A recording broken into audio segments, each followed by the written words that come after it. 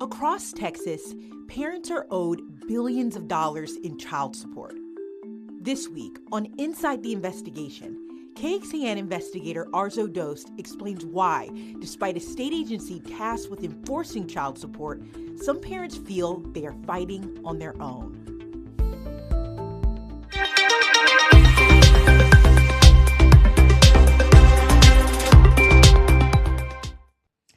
Welcome to Inside the Investigation. Today we are joined by Arzo Dost. How are you? Hi, Kelly. Thanks for having me. Thank you for joining us. I always love it when you come on because your stories always cut to, I think, family and parents and the issues that they're facing. And today's story is no different. Because for months you've been looking at the child support system in Texas and specifically what power the state has to make parents pay. What made you want to look at this issue? Kelly, this is a tip that comes into our newsroom, I would say pretty regularly. Every few weeks, we hear from a parent who is struggling and dealing with challenges trying to get child support payments and trying to work with the state to get those payments.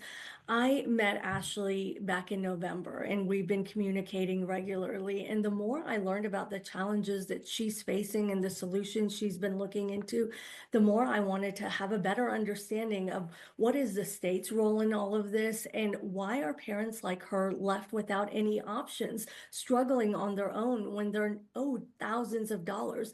In Ashley Bowling's case, this is a Round Rock mother that has 3 daughters. She's a single parent. She is owed more than $40,000 in child support.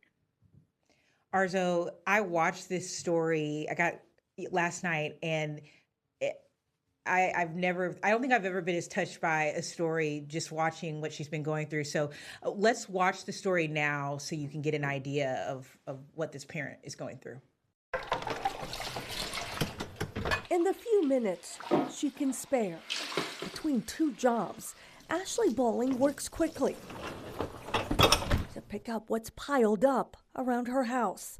Ta-da! The Round Rock mom runs a cleaning service and provides home health care and admits it's tough. There's never enough time.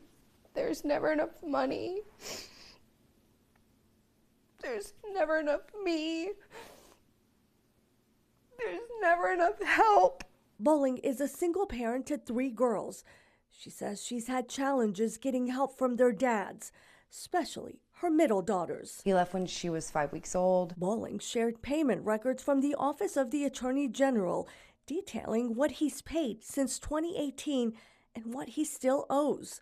Nearly $40,000 in child support and medical insurance. I'm 1 paycheck away from being homeless. We're out of vehicle because my car transmission went out. The electricity bill that is constantly on a disconnect notice. Bowling says she's repeatedly called the agency and officials there tell her they can't locate him to make him pay. If I can't get him in front of a judge for a judge to hold him in contempt, then we don't move forward. Since 1997, Texas law has required the Attorney General's office to publicly name parents behind on child support.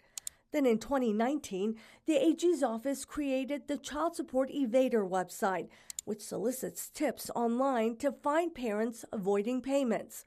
To be on the list, a parent must owe more than $5,000 in court-ordered child support, have an arrest warrant issued, and regularly fail to pay in the last 6 months. As of December, there were more than 410,000 cases falling into that time frame. Yet, only 7 parents are on the public webpage. It shows 60 have been arrested between 2006 and late last year.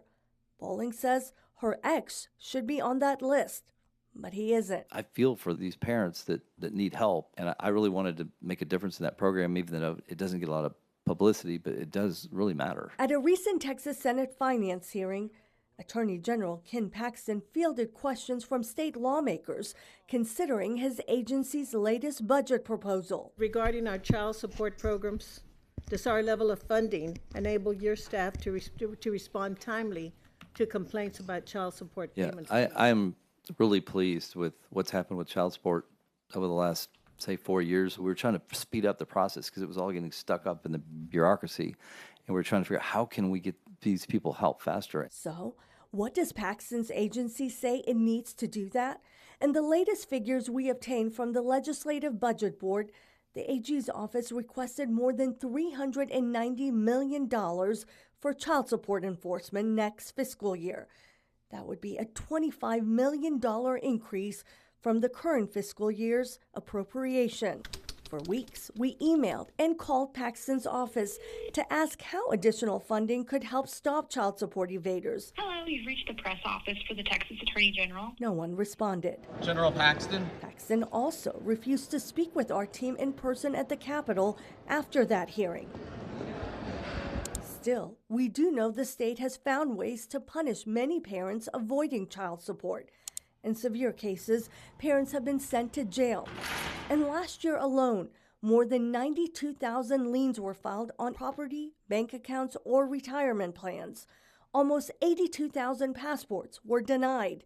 Nearly 21,000 vehicle registrations were blocked, plus more than 1,000 licenses, including driver's licenses, were suspended. That often is what will bring people forward, is suspending an occupational license, making it so they can't leave the country because they no longer have a valid passport, making it so that they can't go hunting with their friends. Jennifer Severn is a family law attorney.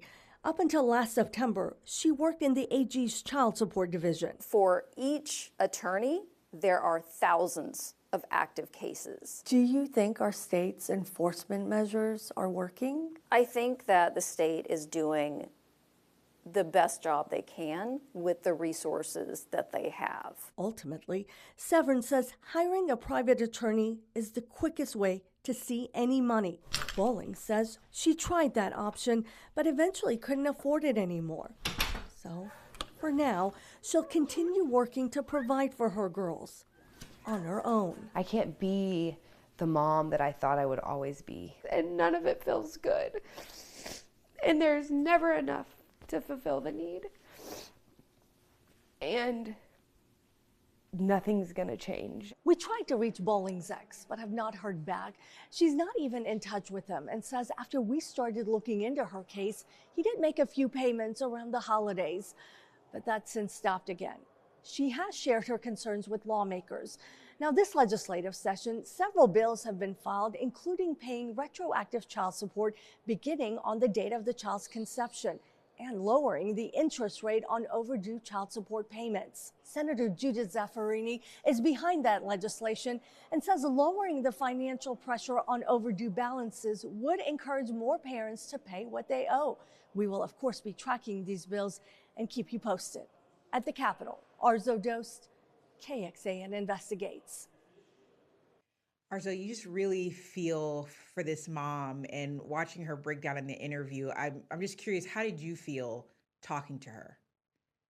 It was such a big decision, Kelly, for Ashley Bowling to sit down and talk with us. We have been talking for months about the challenges that she's faced, the solutions she's tried to find on her own, and she felt like she has run out of options, that she had to speak out because she feels like so many other parents are dealing with the same thing, yet just don't feel comfortable talking about it. So she felt, even if I have to share this vulnerable side of my life, I'm willing to do it just so that I can get the word out and get awareness and figure out solutions about this.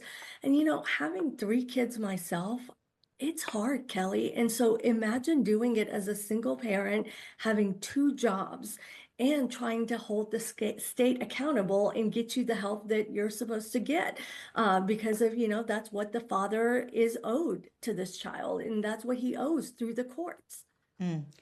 Arzo, one thing I'm curious about, you said in the story, this parent owes nearly $40,000 to the mom that you profiled in your story. How much time has passed? How old is the child that we're talking about? Her daughter is 7 years old today, and she's been trying to get child support payments that have been established through the courts since the first year of her life. And so this is over time that has occurred and built up to this payment. And the child support payment, it's not just what's owed to her weekly, but it also includes medical insurance. Mm. Okay, so I found it so interesting that the state is actually soliciting tips to help find these folks who are not paying. How does that work? Well, the state has an evaders program and a website where they profile parents who owe hundreds of thousands of dollars.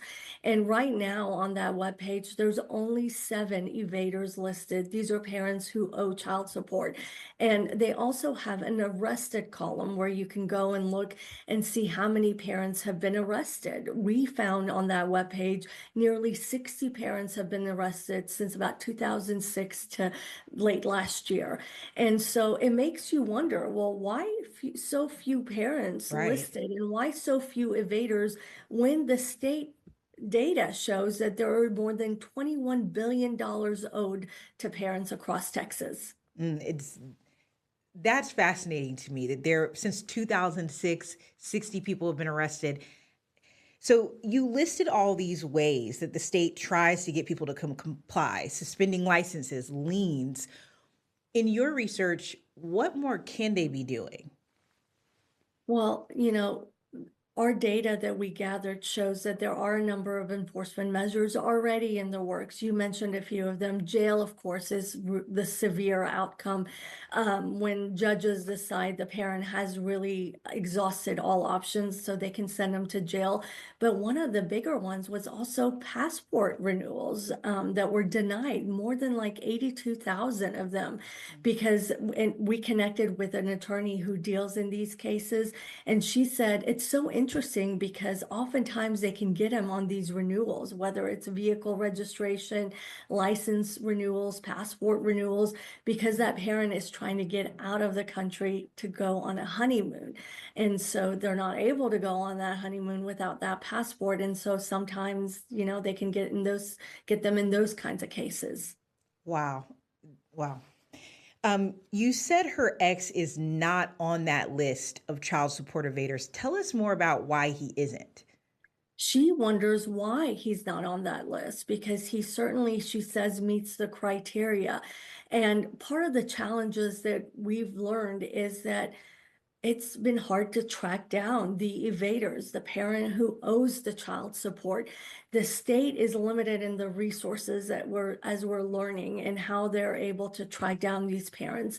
And so in this mother's case, she says every time she gets an address, she immediately shares it with the Office of the Attorney General, who handles child support enforcement in cases in the state. And she says it's just so hard because every time you're calling somebody new, and then they've got to read up on your file, and then they've got to put it in the file.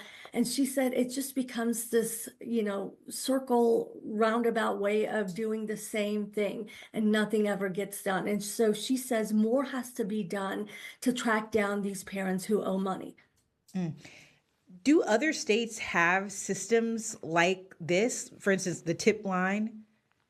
Other states certainly have different ways of showing parents who owe money, public shaming them, if you will. But every state is different because they have their own laws, they have their own structure in how they deal with child support. So to do like an apple to apple comparison is really tough. So for our state, for instance, we have the Office of the Attorney General that handles child support cases and enforcement measures. And we've got laws that go into effect every session that kind of help that office do their job. I think all three of us had stories, and I say all three of us in the Investigates office, where we were trying to get in touch with the Attorney General. And I found that so compelling about your story, the efforts that you went to try to better understand what they're dealing with. What questions did you want to ask the Attorney General if you got a hold of him? Why aren't parents getting child support payments like they're supposed to? What efforts are truly being made to get those families those payments? Because at the end of the day, that child needs that money today, not years down the line. And really, this is a program that the Attorney General's office says is very successful. So what is the Attorney General's office doing to collect the money? They make collections every day. Families get the child support payments every day, but the number is owed in money to families. What is being done to collect that? Mm. Arzo, thank you so much for joining us. And if you are interested in learning more about Arzo's investigation, Child Support Evaders, you can find the full report on kxan.com, including some legislation that Arzo is watching that revolves around this issue. You can go under the Investigates tab to see that story. We know so many people have already clicked into it. It's, I think, the story that I was anticipating the most and eager to watch because it does touch so many families. So thank you so much, Arzo. And for everyone watching, be sure to join us next Friday for another Inside the Investigations episode.